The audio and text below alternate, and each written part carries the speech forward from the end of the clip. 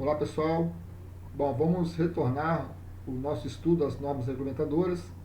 Hoje vamos estar estudando sobre a nova NR4, que trata dos serviços especializados em segurança e medicina do trabalho, o SESMIT, que foi alterado no dia 3 de agosto de 2022, uma redação que tornou um pouco mais enxuta, ao meu ver mais fácil de compreensão, retirou do texto a questão da necessidade do vínculo empregatício do SESMIT com a empresa contratada, porque, ao que eu entendo também, devido à reforma trabalhista, eu entendo que o SESMIT pode até ser terceirizado. A norma não chega a abordar nesse contexto, mas retira do seu texto anterior essa questão do SESMIT ser contratado direto pela empresa contratante, né? Empregado direto. Então a norma está aí, nós vamos discutir passo a passo a norma e dar alguns exemplos para que a gente possa aprofundar no estudo da norma. E qualquer dúvida aí, coloque nos comentários, façam suas observações. Não deixe de curtir o vídeo, né? E a aula, para que mais pessoas possam assistir e contribuir também com o estudo da NR4. Bom, vamos ao início aqui que a norma diz. O objetivo da norma, né, é promover, não da norma, né, do SESMIT, é promover a saúde e proteger a integridade do trabalhador.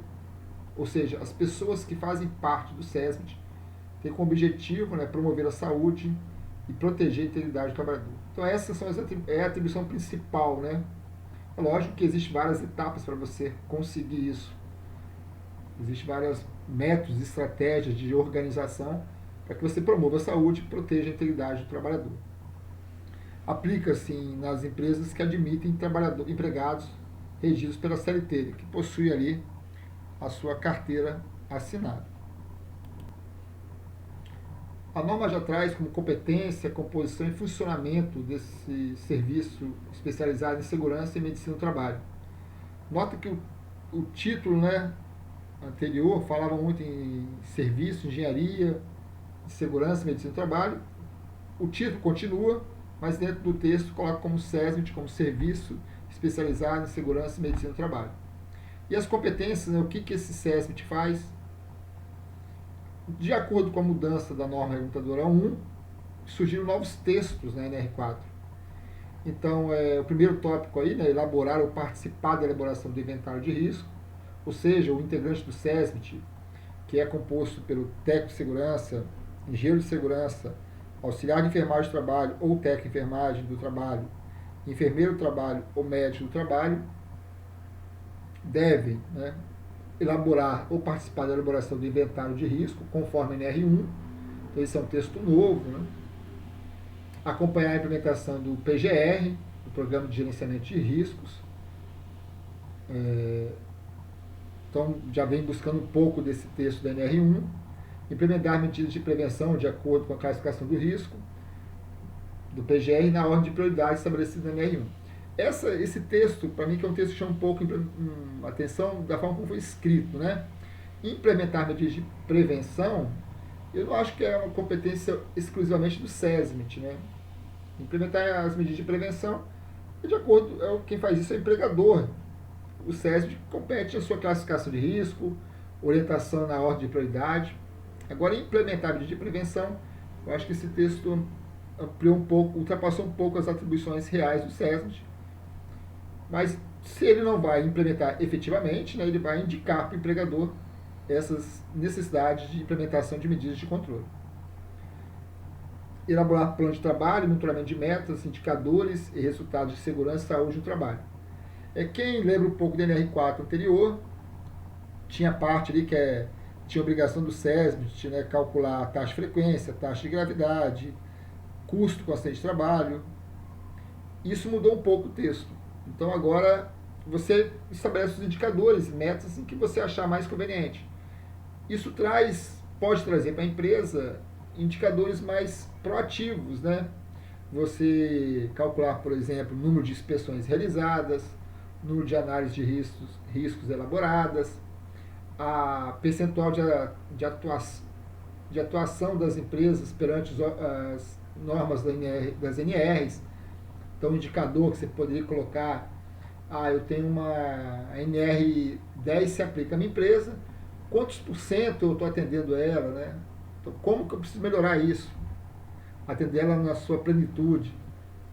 Então, criar indicadores proativos que não deixe só de medir o resultado do acidente que ocorreu, mas ações de melhorias no ambiente de trabalho. Então, tirou aquele vínculo da taxa de frequência, taxa de gravidade, que é importante, tá? Relevante. Vamos lembrar que o INSS, o cálculo do seguro-acidente de trabalho com o FAP, tem vinculação com isso. Então, não dá para abrir mão de calcular a taxa de frequência e gravidade, mas você pode criar outros indicadores, criar metas diferentes daquelas um pouco reativas, né? Não só medir o número de acidentes, mas medir também o comprometimento da empresa, do empregador, dos gestores com a segurança do trabalho. Então, isso é um ponto importante que a norma traz de alteração, relevante, né, para que a gente possa nos apresentar como um serviço que possa realmente mudar o ambiente de trabalho e não fique apenas no cálculo dos acidentes de trabalho. A norma traz nos outros tópicos, né, seguintes: o SESM tem que se responsabilizar tecnicamente pela orientação do cumprimento das normas. Então, se você tem a formação técnica de um técnico de segurança, de um técnico de enfermagem, ou tem uma formação de nível de pós-graduação, como enfermeiro do trabalho, médico do trabalho, engenheiro de segurança, compete nas suas formações, na sua habilitação, orientar a empresa, né?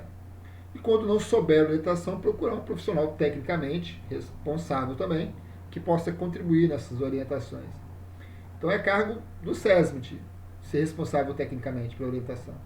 É lógico que às vezes o técnico de segurança, por exemplo, ele não vai saber tecnicamente, uma norma específica de área de saúde.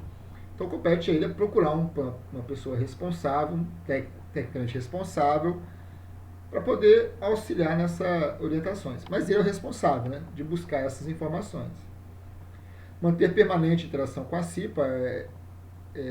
Eu entendo que a CIPA e o SESMIT são duas formas de apoio na gestão de segurança do trabalho, que atuam não em formas, mas em frentes diferentes de trabalho. E ter essa relação é importante para que você promova a CIPA e o seu trabalho também seja visto pela CIPA diante do SESMIT. Promover atividades de orientação, conscientização, isso eu acho que é uma atividade muito constante do técnico. Não só ele ministrar o treinamento, mas contratar empresas, profissionais, pessoas que possam ir lá e ministrar treinamentos, palestras adequados com o trabalho. Eu vejo como, às vezes, muitas empresas que colocam o técnico de segurança ali, por exemplo, para dar treinamento de integração de segurança do trabalho, que é importante, não tenha dúvida que é importante que em algum momento ele participe. Mas se a empresa tem muita rotatividade de trabalhadores, o técnico deixa de ir para a área de campo e fica na sala de treinamento o tempo todo.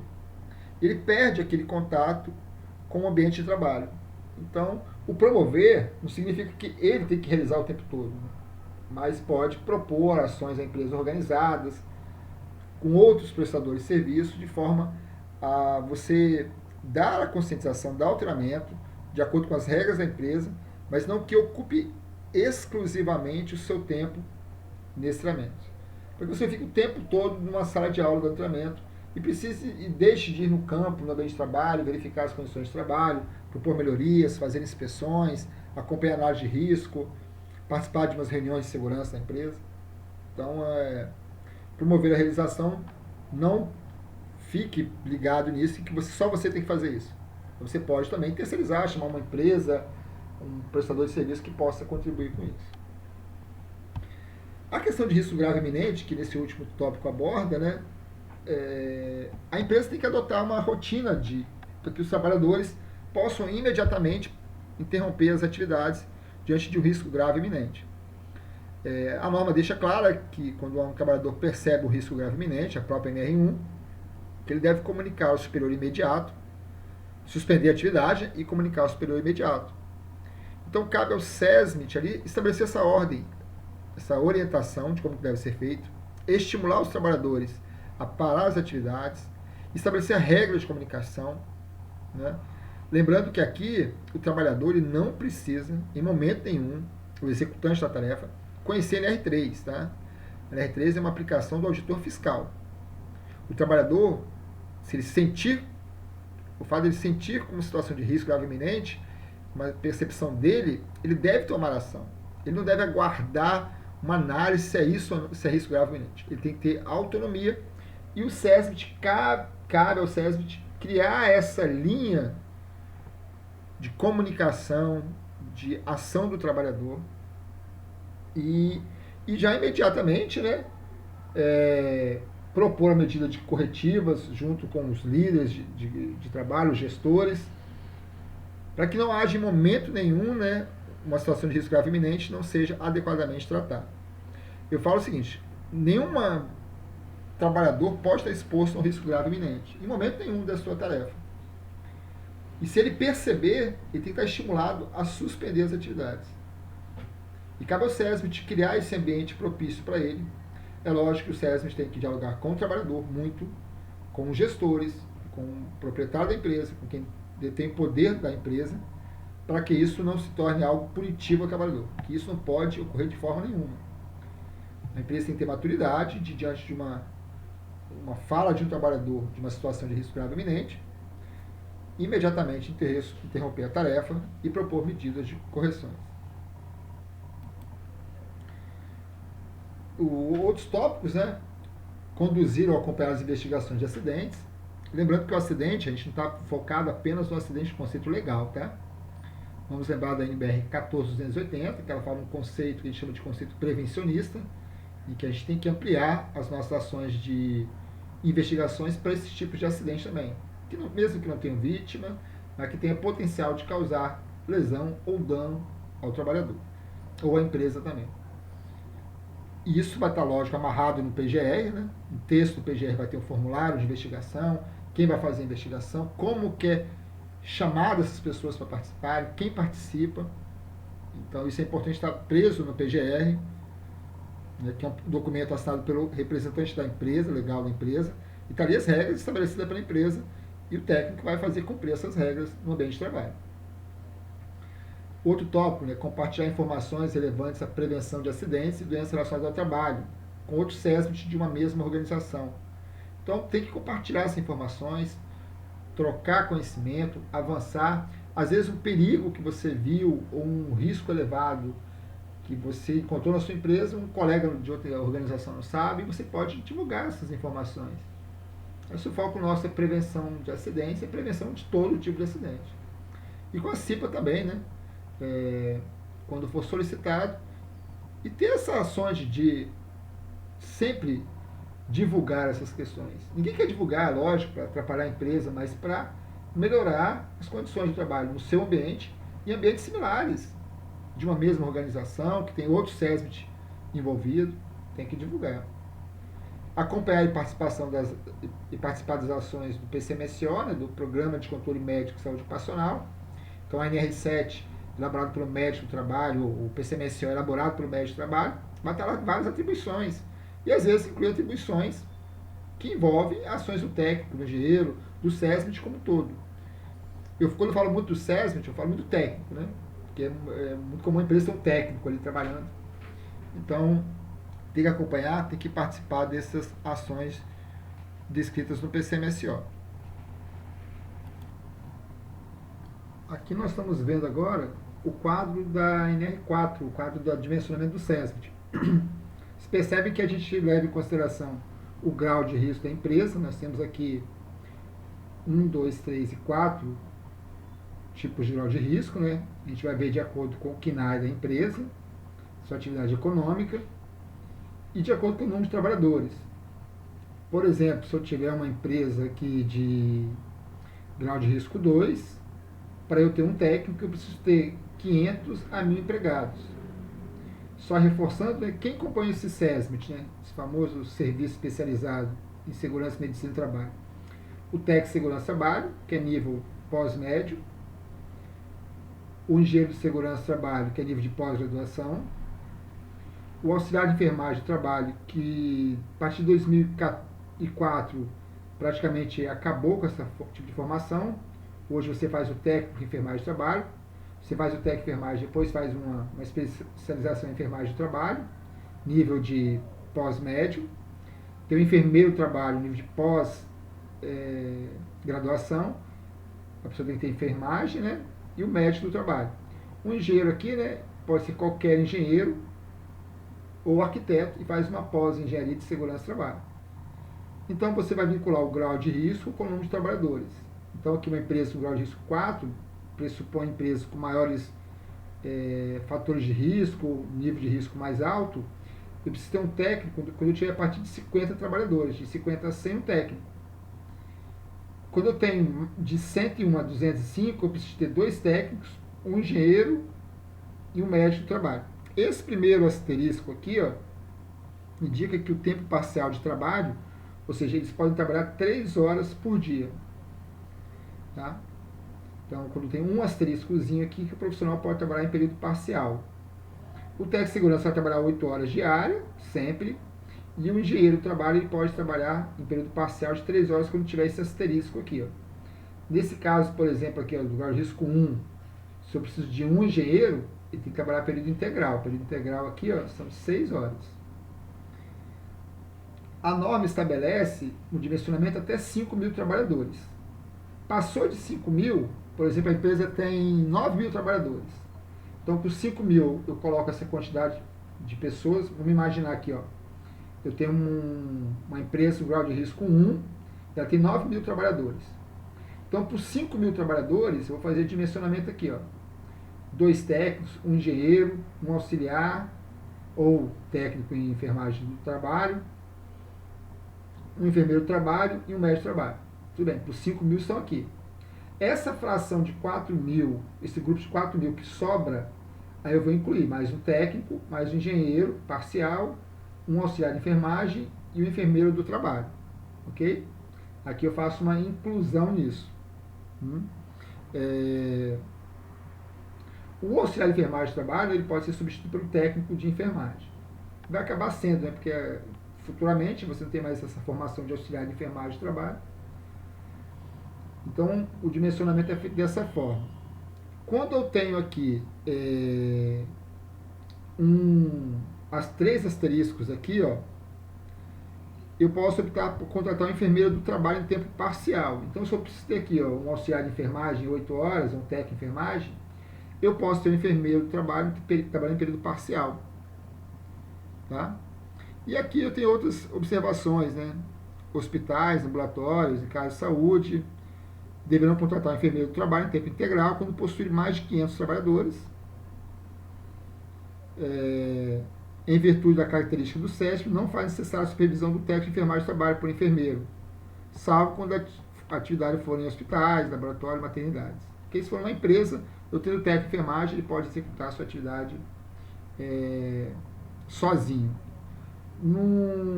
Se for no hospital, unidade de saúde, aí eu tenho que ter um enfermeiro supervisionando esse trabalho. Tá? Então nós vamos sempre observar o grau de risco da empresa. Onde é que eu vou ver o grau de risco da empresa? Pelo CNPJ da empresa. Toda empresa tem um CNPJ, vai ter um CNAE principal, lá vai saber qual é o grau de risco da empresa.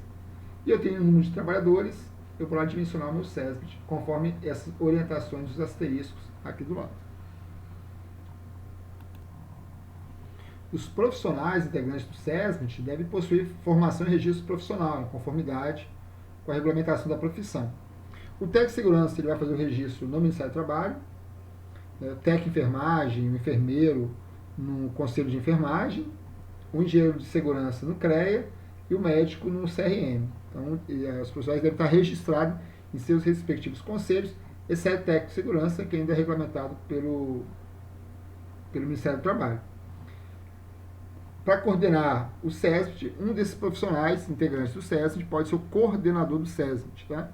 A norma estabelece qual é a função, então fica a cargo aí da empresa estabelecer quem é o coordenador do SESMIT da empresa, né, que tiver mais de um profissional, tiver engenheiro, médico, enfermeiro, a empresa estabelece quem vai ser o coordenador do SESMIT. Lembrando então da importância do registro profissional, né? Na regulamentação da profissão vai estar descrito aí para o engenheiro de segurança, para o médico de trabalho, para o enfermeiro, para o técnico de enfermagem, que é importante compreender as suas atribuições. Além do SESMIT, existem outras regulamentações da sua profissão. O técnico de segurança do trabalho, ele deve dedicar 44 horas por semana para as atividades do SESMIT, né? Observar também o que está em acordo coletivo da empresa, mas então o técnico de segurança vai ser um profissional que ele vai estar lá no dia normal de trabalho, executando suas atividades durante 8 horas por dia, né? Durante 44 horas por semana, então pode ser que ele extrapole um pouco as 8 horas para não trabalhar no sábado, ou então executa sua tarefa até no sábado também. Tá? Então essa é a atribuição do técnico, né? O tempo que deve se dedicar ao trabalho. Aí a norma traz uma diferencial da norma anterior. Se você tem na sua empresa, por exemplo, estabelecimento que tem turnos de trabalho. Então, se a empresa, por exemplo, é de grau de risco 3, né? Isso aplica só apenas para a empresa de grau de risco 3 e 4. A empresa de grau de risco 3, e ela tem em um turno girando mais de 100 trabalhadores, 101 trabalhadores, ela precisa ter um técnico nesse turno. Então, a norma antes não estabelecia isso.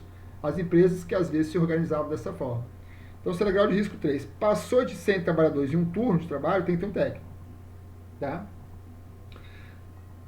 Para a empresa de grau de risco 4, passou de 50, inclui o técnico de segurança. Então, ela inclui o trabalho do técnico nas tarefas de turno, para empresas de grau de risco 3 e 4, sem aplicar em acréscimo, né, no número de profissionais. Então, não vai aplicar em acréscimo, ela vai descrever de acordo com a própria tabela da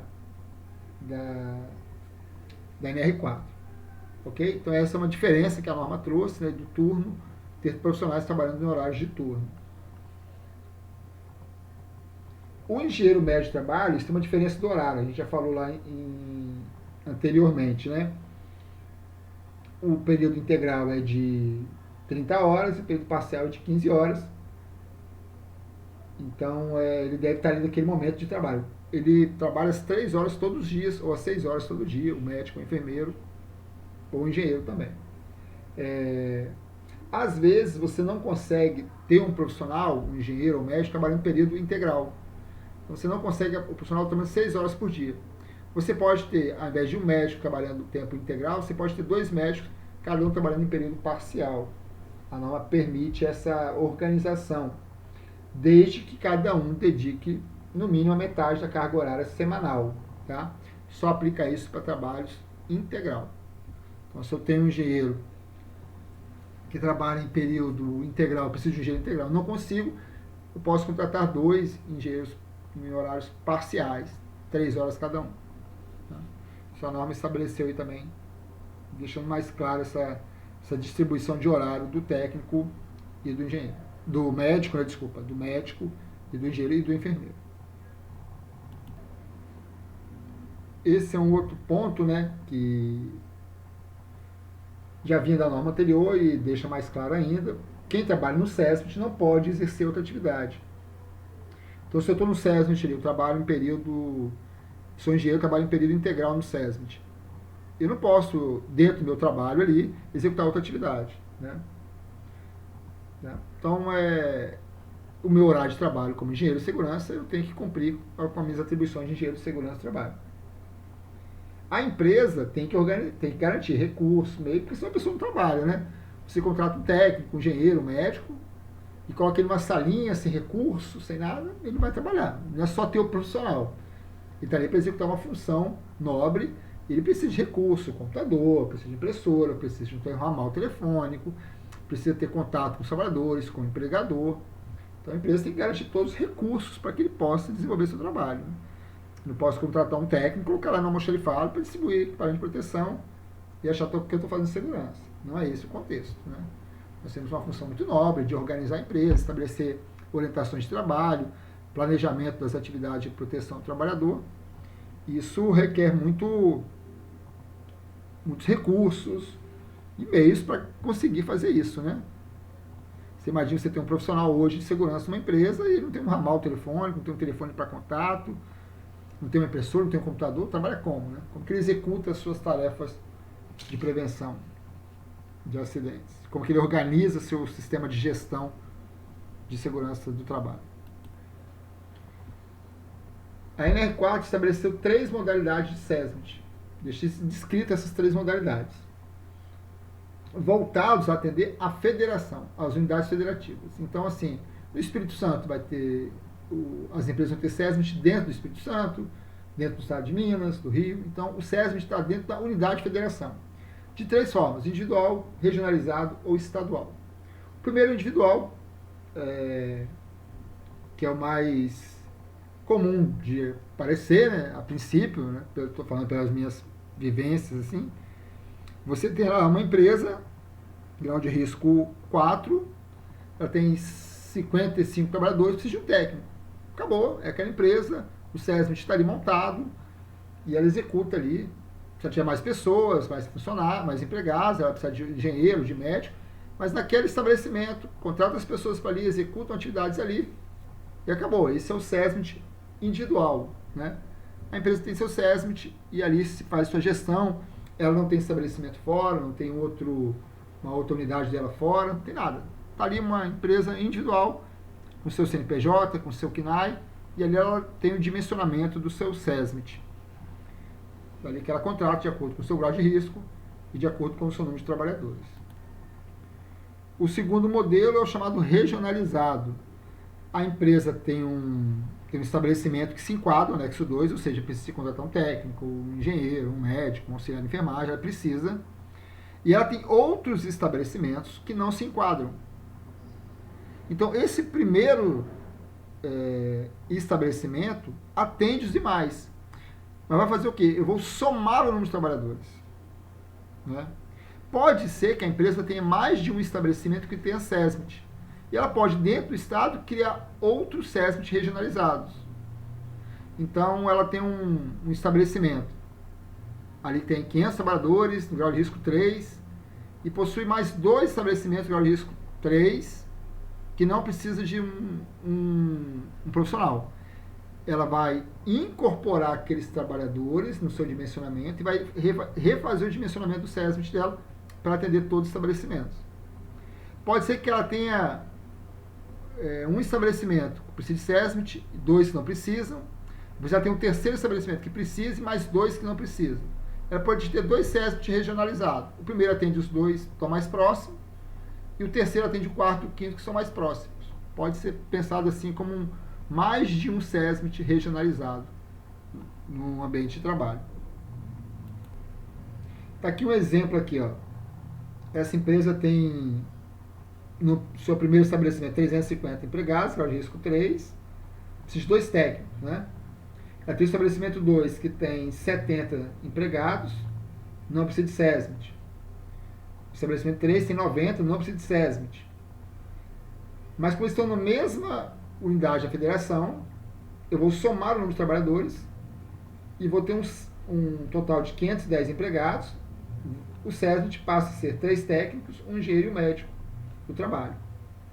Então, esse é um SESMIT regionalizado, tá? Lembrando que na unidade de federação, tá? Ele vai fazer esse atendimento aí de todos esses trabalhadores. Então, voltado sempre às unidades de federação, tá? É lógico que vai exigir acontecer uma exceção se esse estabelecimento, 2, por exemplo, aqui, tiver divisa com o mesmo estabelecimento de outro estado, mas eles fazem divisa, né? Aí a norma ainda tem uma possibilidade desse atendimento também. O outro modelo do SESMIT é o estadual. Quando a empresa tem vários estabelecimentos na mesma unidade de federação e nenhum desses estabelecimentos tem a obrigação de ter um técnico de segurança ou um SESMIT, né? Então nenhum tem obrigação. Então essa empresa aqui, grau de risco 3, por exemplo, ela tem 80 trabalhadores no estabelecimento, no segundo 90 e no terceiro 90. Individualmente, nenhum deles precisa de SESMIT. Ok? Mas quando eu somo o número de trabalhadores, a 260 empregados, eu passo a ter a necessidade de ter 2 técnicos. Lembra que é tudo dentro da unidade de federação. O SESMIT estadual. A empresa vai manter um SESMIT que vai atender esse grupo de trabalhadores. Né? Então é um outro contexto aí que a norma trouxe, desde que cada estabelecimento não seja obrigatório ter nenhum profissional. Se ele tiver, vira o SESMIT regionalizado. a norma também fala do SESMIT compartilhado. Aí, nesse momento, ela permite o SESMIT em estados diferentes, desde que os municípios sejam limítrofes, fazem divisa. Então, por exemplo, você tem várias organizações, né, que fazem divisa no mesmo município, mesmo em estados diferentes. Então, por exemplo, aqui no Espírito Santo a gente tem Aimorés e Baixo Mandu, né, duas cidades limítrofes que fazem divisa em estados diferentes. E os estabelecimentos se enquadram no anexo 2, podem constituir SESMIT compartilhado. Então, as próprias empresas se organizam, tentar isso em acordo coletivo, né, de trabalho, e elas vão estabelecer um SESMIT compartilhado que possa atender essas empresas. E pode também estender a empresas que não precisariam nem de profissional, mas se querem fazer parte, junto com a convenção coletiva, desde que seja a mesma atividade econômica. Então, elas podem constituir um SESMIT compartilhado e vai considerar a somatória dos trabalhadores nesses ambientes, dessas empresas, desde que elas sejam limítrofes, tá? E executem a mesma atividade econômica. Então, outro modelo de SESMIT, a norma não chega a deixar isso muito claro quando ela fala dos três, né? Individual,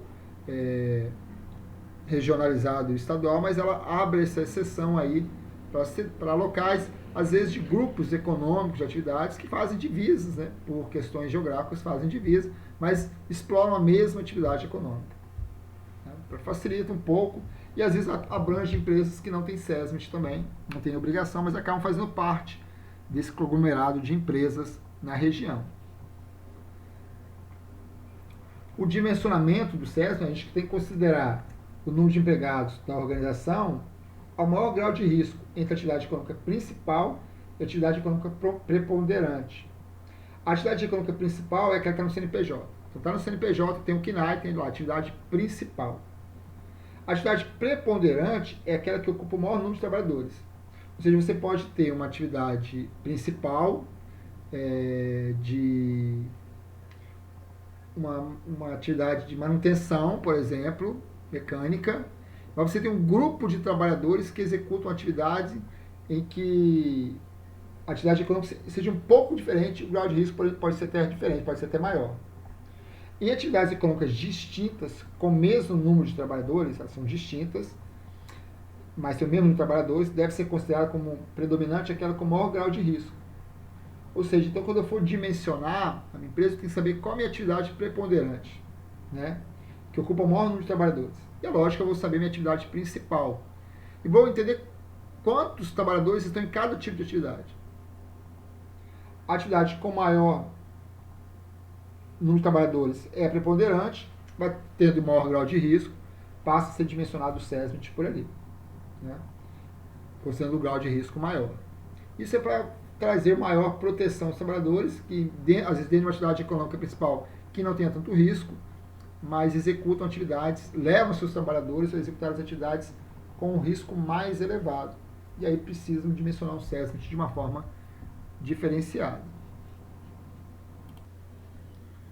Um tópico bem importante que a NR4 traz é o seguinte: se você tem uma empresa e contrata prestadores de serviço terceiro, o SESMIT de quem está contratando deve dimensionar, deve contemplar os trabalhadores contratados, exceto, né, excluído desse dimensionamento, quando as empresas terceiros já possuem SESMIT.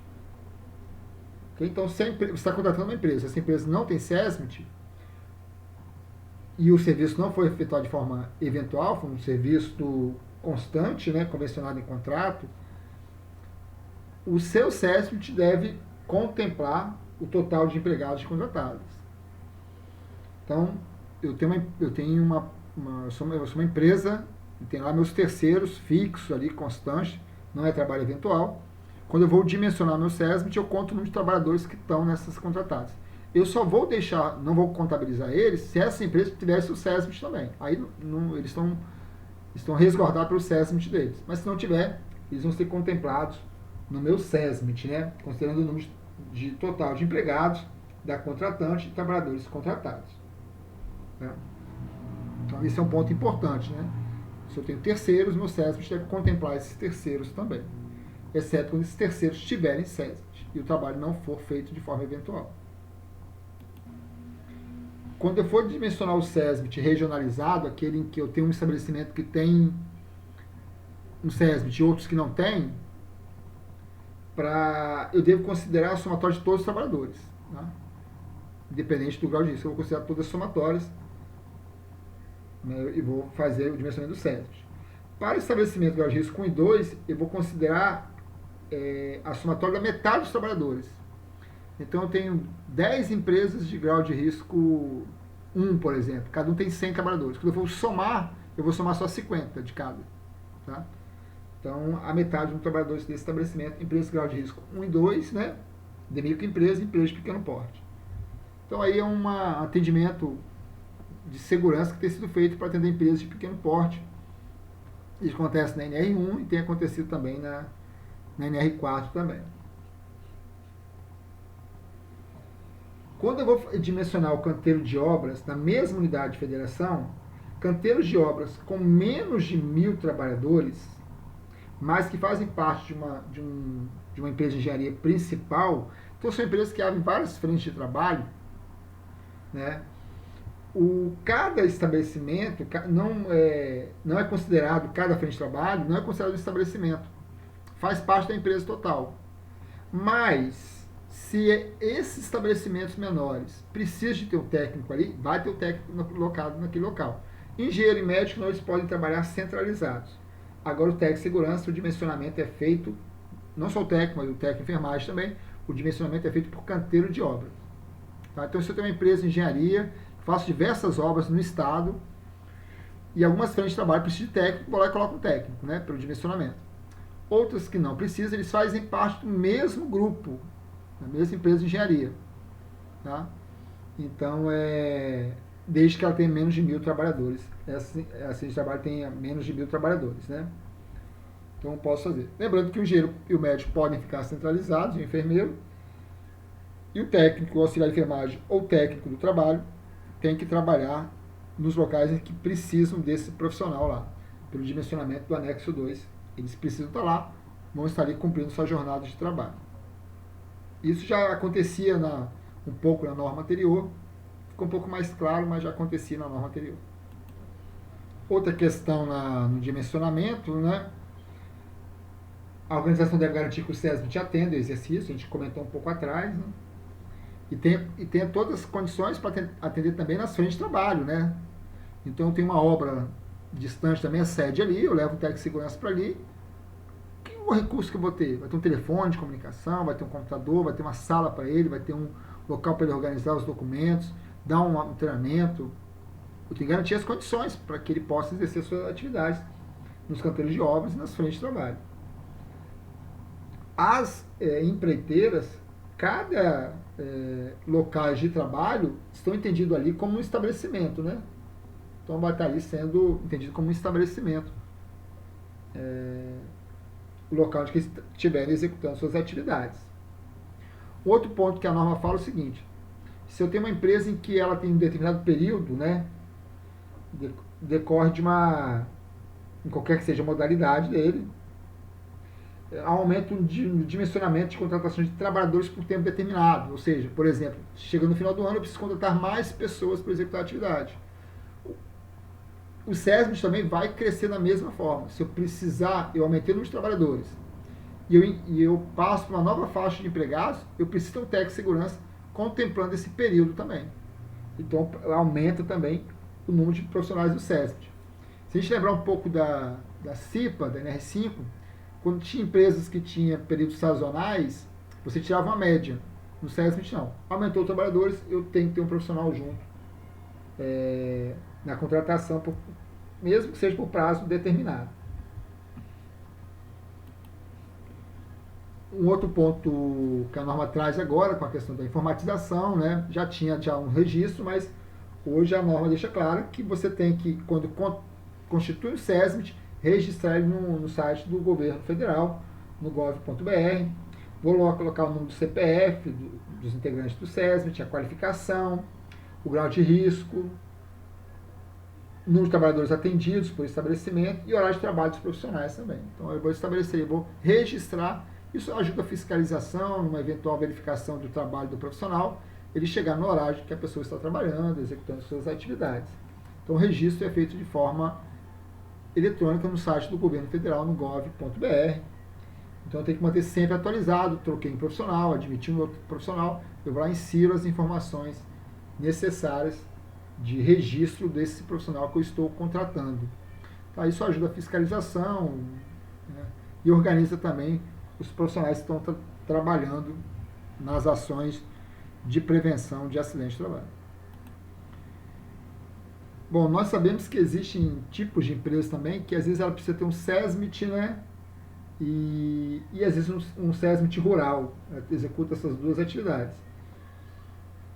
Elas podem optar por constituir apenas um desses serviços e considera somatório dos trabalhadores de ambas as atividades. Então, se ela tem uma atividade que ela precisa ter um SESMIT e uma outra que ela precisa ter um SESMIT rural, ela pode juntar as duas, somar os trabalhadores e constituir um único SESMIT, considerando a somatória do número de trabalhadores, para você não ter dois tipos de SESMIT, um da NR4 ou da NR31.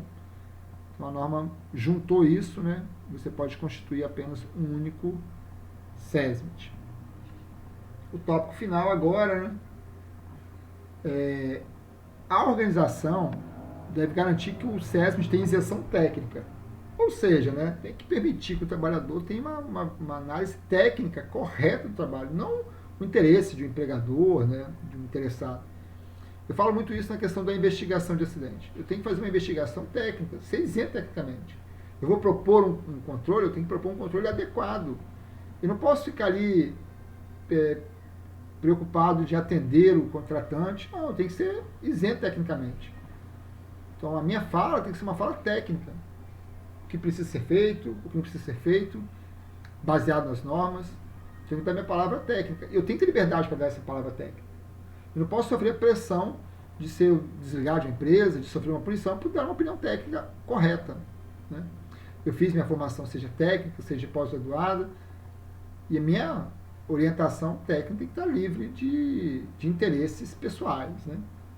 Então, a empresa tem que assegurar isso, deixar isso muito claro. Um outro fator, o último tópico aqui, quando a empresa tem mais de um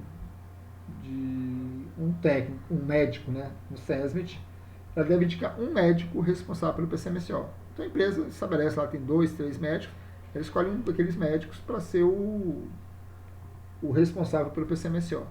Dele vai partir as orientações do PCMSO, ele é o responsável por isso. Lógico que ele vai ter o diálogo com os integrantes do SESMIT, com os trabalhadores, com o empregador, mas ele é o responsável pelo PCMSO da empresa. Ok, pessoal? Então essas são as alterações da NR4, as alterações não, né? Toda a NR4 aí. As tabelas de baixo, é a questão de interpretação, o anexo 1 e o anexo 2, olhar o CNPJ, olhar o grau de risco, atividade principal, preponderante, e fazer o dimensionamento, conforme aqueles 3 tipos, né? Individual, regional e estadual, e o compartilhado também, né? Que pode ser entendido como outro tipo de SESMIT. E a norma ficou um pouco mais clara, reduziu um pouco de algumas questões de distância, de movimentação. Bom, sempre é bom aprimorar as normativas, né? Eu acredito que hoje não há por que não ser terceirizado o SESMIT. Posso ter opinião contrária, mas eu acho que a nova reforma trabalhista e a norma também segue essa mesma linha. Temos sempre buscar uma valorização do profissional, uma isenção de trabalho técnica. Então, sempre que essas políticas promovem isso, a gente vai analisar isso um pouco a longo prazo, né, se isso promoveu ou não um benefício para os profissionais e, consequentemente, um auxílio na redução dos acidentes de trabalho no Brasil, que é o nosso interesse maior. Tá bom? Ok? Então, vou encerrar por aqui. Qualquer dúvida, qualquer questionamento sobre o que foi falado, escreve nos comentários, a gente vai discutindo aí ao longo do tempo, né? E quando tiver novas alterações, a gente vem aqui e faz uma nova apresentação da NR4. Ok? Um abraço, fiquem bem. Estou interrompendo a gravação agora.